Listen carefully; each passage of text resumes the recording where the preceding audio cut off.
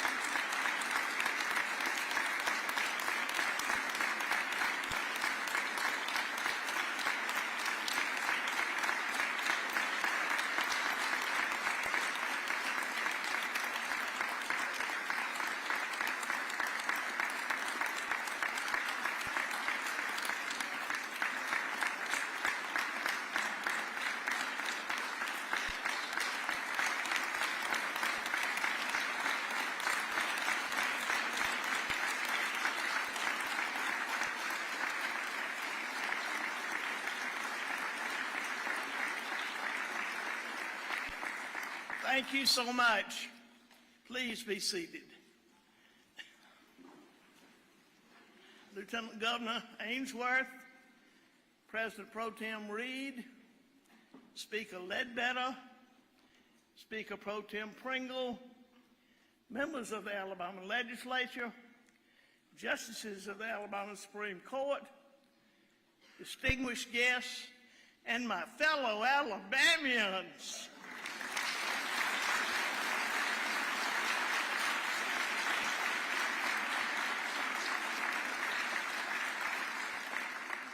It is an honor to address you all as we begin what will be a consequential legislative session.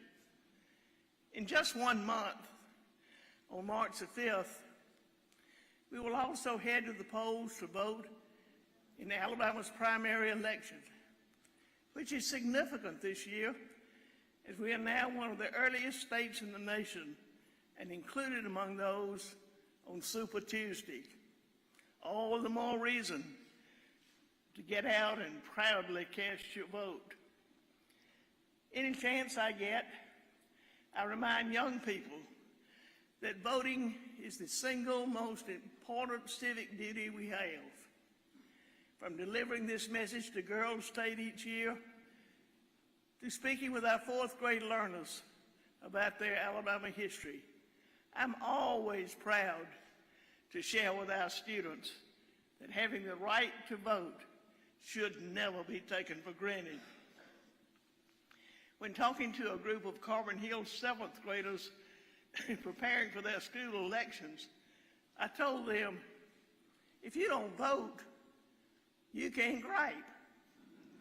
The same is true for us adults.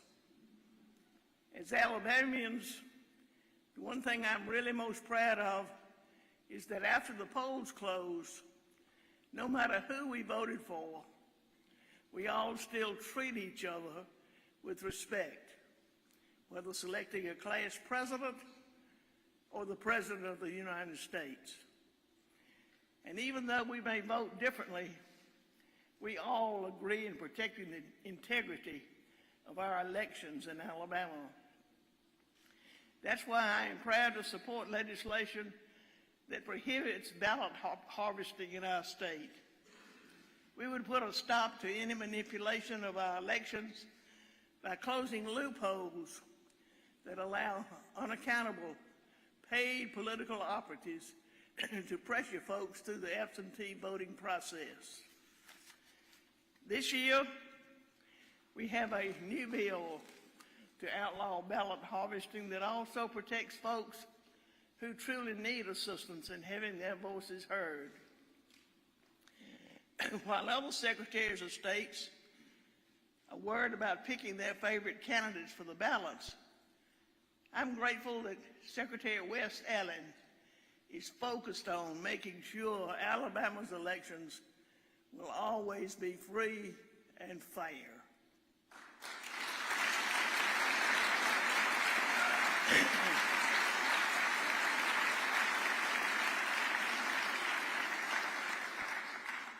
This year, when Alabamians make their way to the ballot box, I hope they will be voting on another issue, gaming. I believe the current proposal being contemplated by the legislature is good for Alabama, and I will be carefully watching it move through the process. It will crack down on illegal gambling, and it will responsibly regulate limited forms of legal gaming, including a statewide lottery. Thank you to Speaker Ledbetter and his leadership team for their hard work on this.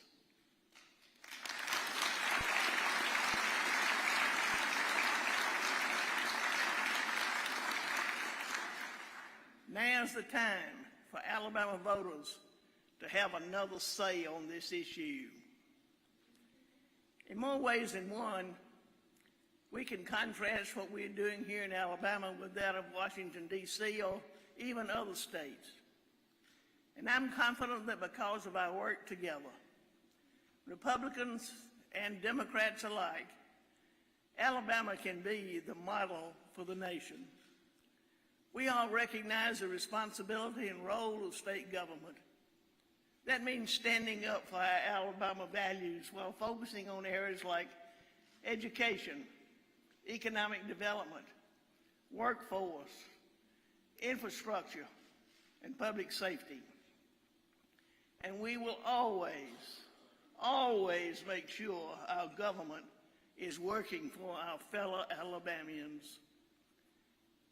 I believe because of these efforts, and because we're on solid financial footing, Alabama is in the most competitive position we have ever been in our state's history. Ladies and gentlemen, the state of our state is strong, and together,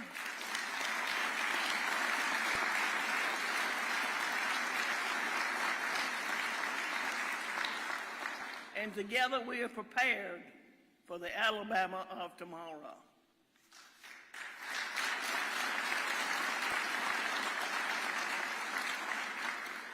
Fostering safe communities is a paramount responsibility of government on any level, and it begins with protecting the future of our state, our children.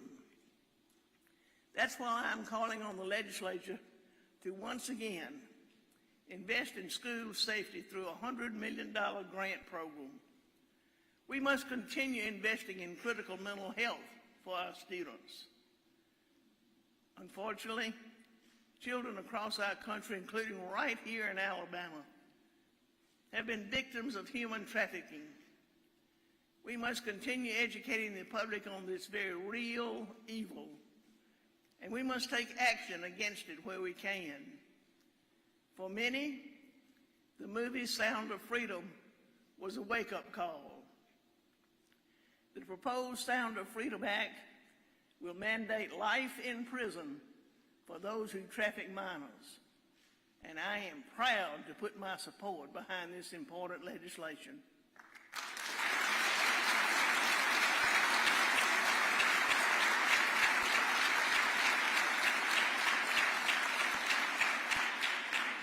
In this ever-evolving world, ensuring new technologies are both safe and effective is an important public safety measure.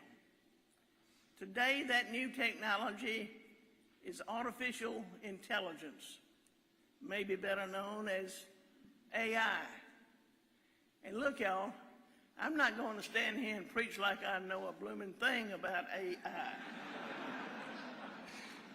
However, I do know that new technologies can have benefits, but if not used responsibly, they can be dangerous. We are going to ensure that AI is used properly. This week I will sign an executive order to establish a task force to better understand artificial intelligence and to prepare the state to safely and effectively use this emerging technology going forward.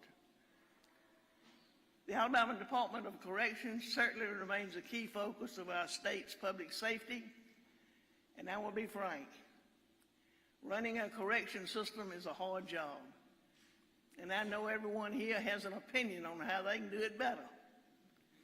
There's no one more capable to lead that effort here in Alabama than Commissioner John Hamm.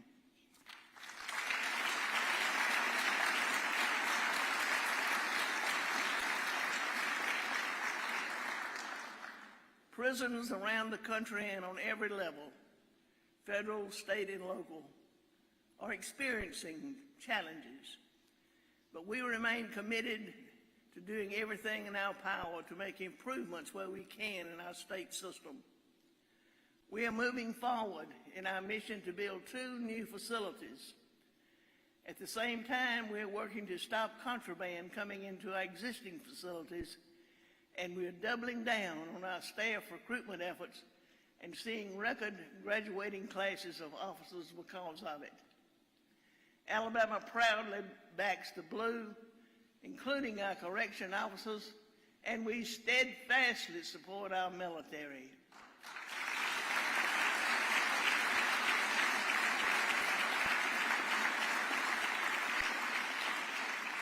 I'm thrilled to have recently tapped General David Pritchett to serve as the new Adjutant General for the Alabama National Guard. Already in his short time on the job, the Alabama National Guard has stepped up in times of need, from carrying the torch on important missions like the F-35 project to aiding portions of the state impacted by stinging winter weather. He also continues to support the hundreds of Alabama soldiers deployed at the southern border to protect our country against illegal immigration. We are proud of these men and women, and we thank them for their service.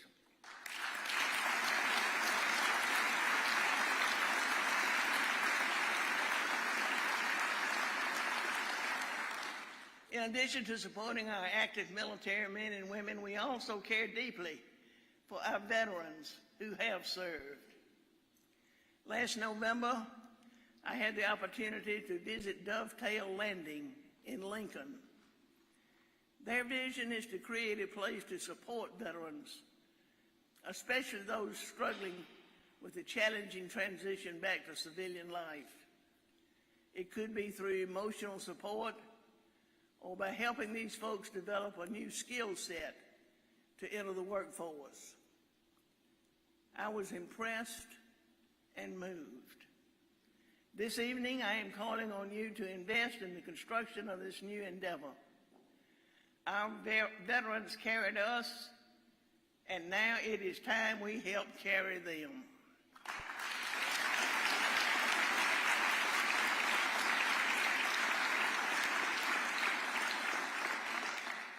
Alabama is a pro-life state. I am more committed than ever to protect the sanctity of life. And as I said on this occasion last year, our work is not done.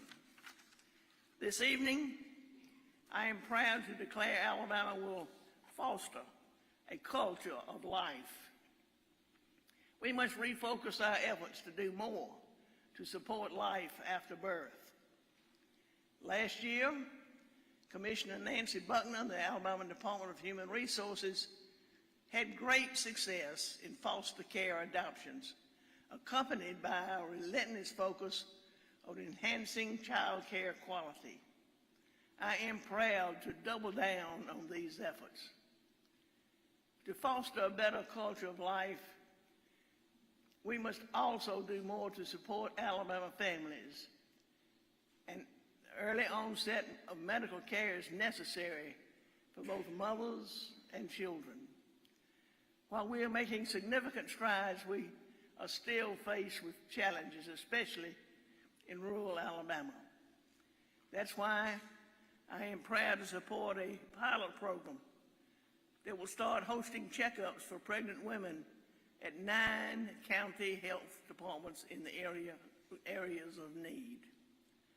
Folks, there's nothing more important than our Alabama families, and we must come together to find common ground on meaningful ways to support them.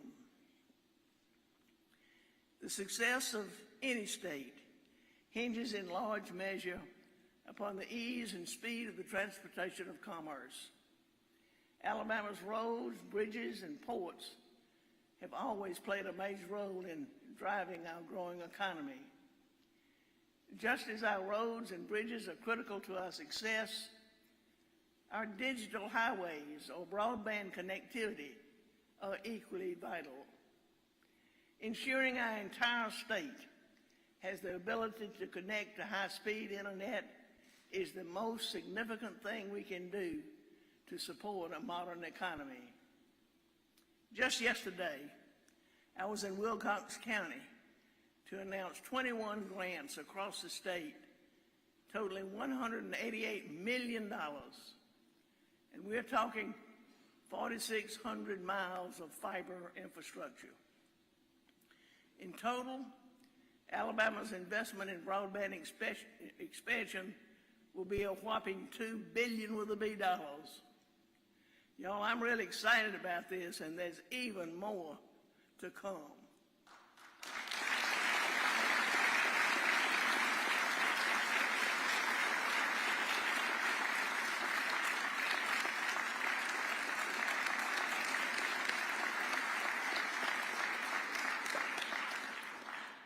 I believe we have the best broadband deployment map in the country. And over the next 3 years, every Alabamian will see the difference. And we will be more competitive for it as we work to connect Alabama. Our state has experienced tremendous success in economic development. And I am confident we will be able to build on those efforts with our new Commerce Secretary, Ellen McNair. Tonight, I'm proud to report to you all that during my tenure as governor, Alabama has seen investments totaling $48 billion with a B dollars, in which has created 86,000 new jobs.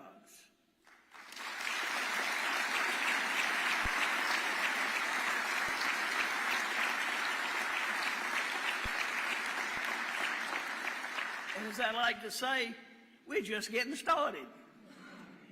Secretary McNair and her team are developing a brand new strategic plan, one that will meet our goal of having economic development strategy for the 2030s today. To help Alabamians and Alabama businesses achieve success, though, we must make sure our efforts in workforce development match what we are doing to recruit and retain business and industry. Last July, I wrote an op-ed saying to eliminate help wanted signs, we must shift our focus to labor force participation. The Ivey administration remains committed to doing that.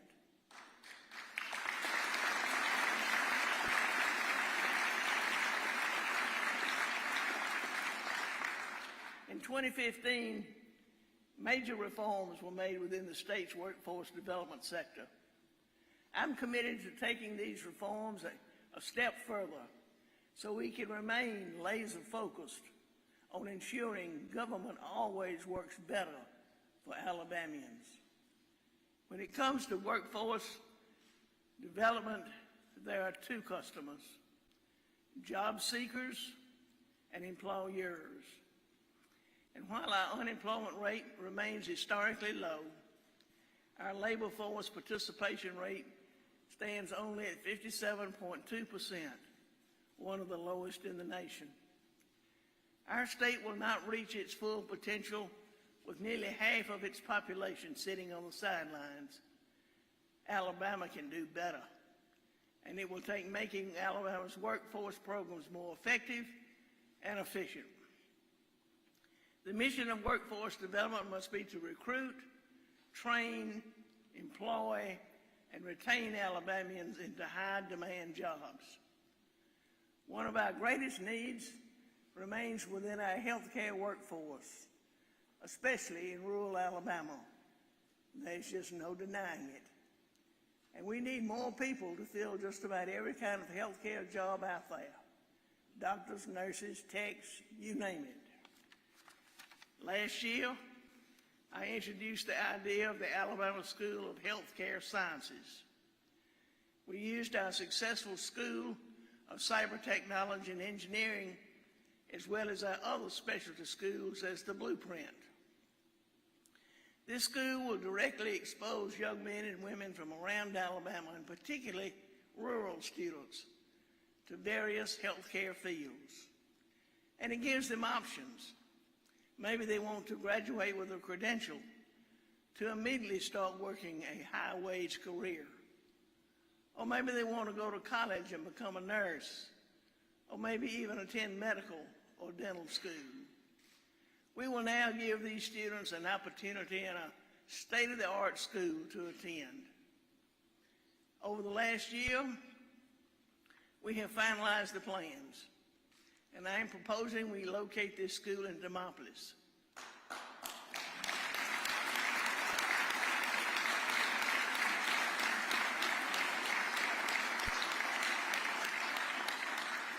Already, we have received tremendous community support, and the gold standard of rural health care is just a few steps away from the proposed site where these students will learn. And on top of all this, the feasibility report commissioned by the legislature last year has once again validated Demopolis as the ideal location for this important school.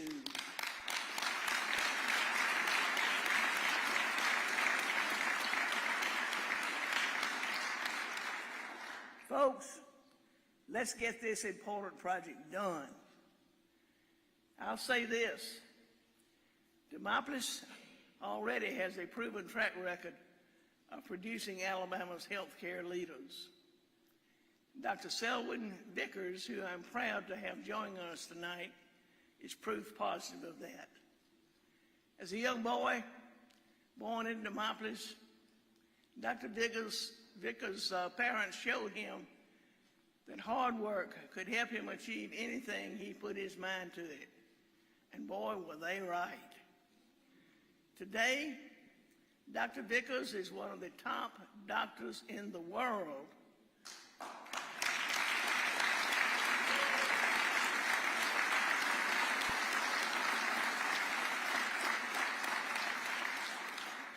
While currently serving as president and CEO of Memorial Sloan Kettering Cancer Center in New York.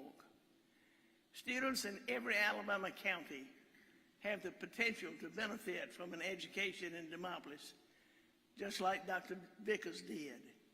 And we will accomplish that through the Alabama School of Healthcare Sciences. Members of the Alabama legislature, investing in this project is one of my top priorities this session, and I'm calling on you to make this a reality.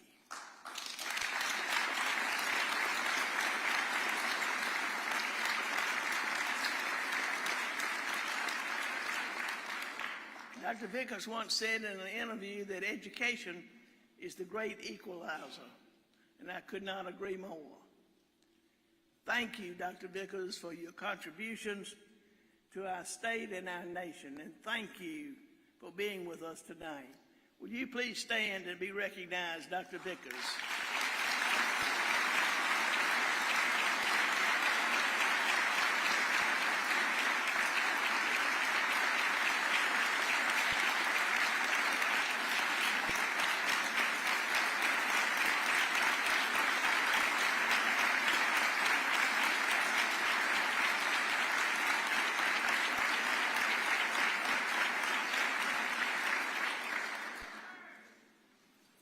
During my inaugural address, I promised the people of Alabama that ensuring every Alabama student receives a high-quality education would be my #1 focus during this term.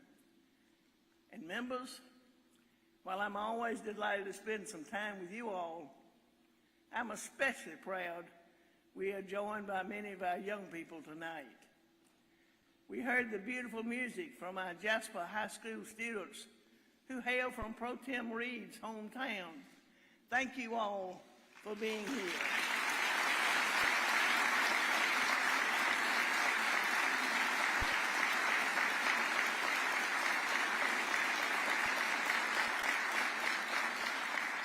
Please stand and let us recognize you.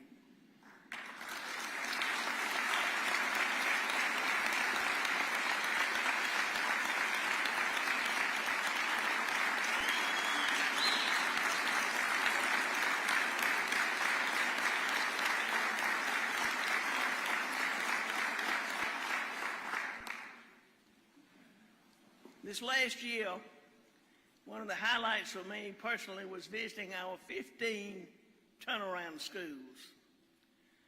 Fourth graders from one of these schools, ABC Elementary in my home county of Wilcox, are here with us this evening.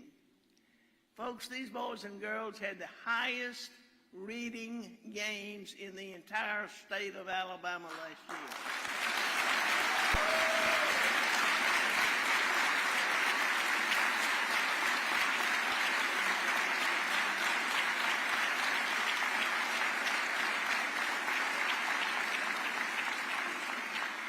This deserves to be celebrated, so ABC Elementary, please stand and be recognized.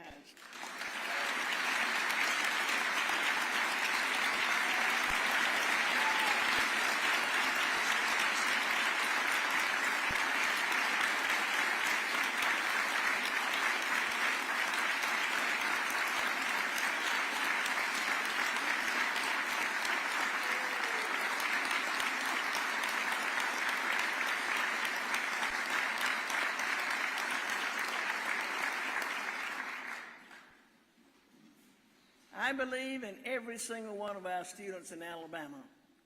And when you set the bar high for them, these boys and girls can reach their fullest potential. The progress being made at ABC Elementary can certainly be credited to our Turnaround Schools initiative, as well as these students here tonight, their classmates back home, their parents and their teachers. We must double down on the success of our Turnaround Schools initiative. After I was sworn in for my second term, I established the Governor's Commission on Teaching and Learning. The commission provided a report that will serve as our blueprint for improving student outcomes over the next 3 years. Chief among those recommendations is fully funding both the Numeracy and Literacy Acts. Our teachers are being trained in the science of math and reading, and we're preparing them not only to teach our kids today, but also the future. All the work we've done through the Numeracy and Literacy Acts is critical to our success. And I will say this again crystal clear. If you all send any version of a delay of the Literacy Act to my desk, I will veto the bill.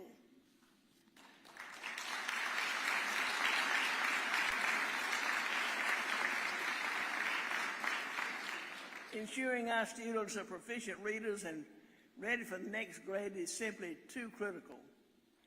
And these Wilcox County kids have proven that when the right resources and curriculum are in place, they can do it. I'm very proud of the fact that during my time serving as your governor, together, we have invested a new historic amount in our public schools each year. This year, we will once again have the largest education trust fund in our state's history. We must also fulfill our promise to have the highest starting salary for our teachers among our neighboring states. Let's get this done this session. Improving our state's education system is a process, and we have to meet the needs of all students. As governor, I realize the way to do that is to make sure there are opportunities available for our children. For some families, that means having the chance to send their child to a charter, a magnet, or private school, or to homeschool them. School choice is a spectrum. And last year, we recognized that to expand our options in Alabama, we had to first improve our existing options, charter schools, and the Alabama Accountability Act. You accomplished that. Thank you. Next, our next step now is to provide our parents, beginning with those most in need, education savings accounts, which will further us on our journey to become the most school choice friendly state in the nation.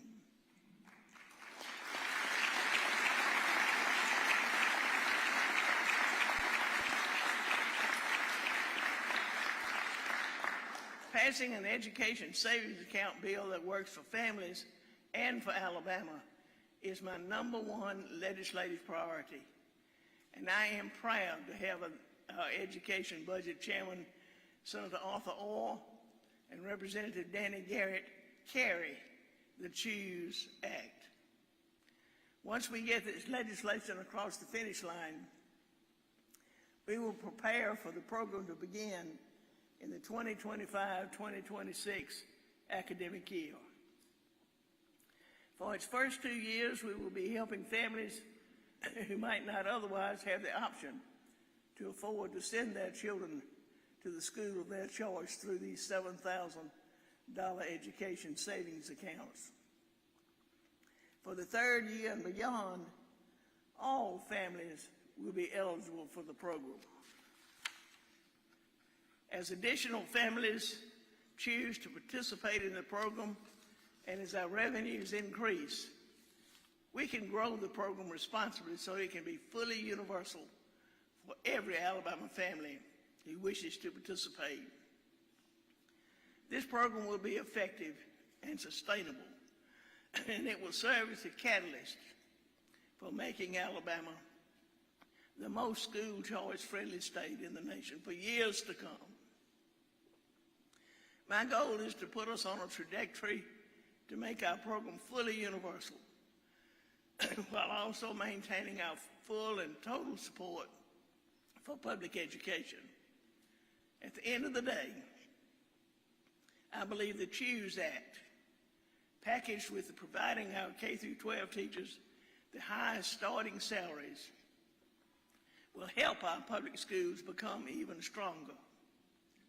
And I believe we will continue working towards our goal of being in the top 30 nationally when it comes to student outcomes.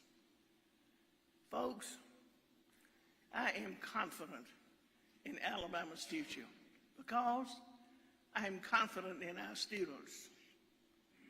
I have met thousands of these young people, and I am more encouraged by the day. I am also proud of Alabama. I'm proud of our citizens, and I am proud to continue leading our state forward. The people of Alabama deserve our very best. Future generations of Alabamians deserve our hardest work today. This is our opportunity, so let's not waste a moment. May God continue to bless each of you and the great state of Alabama. Thank y'all so much.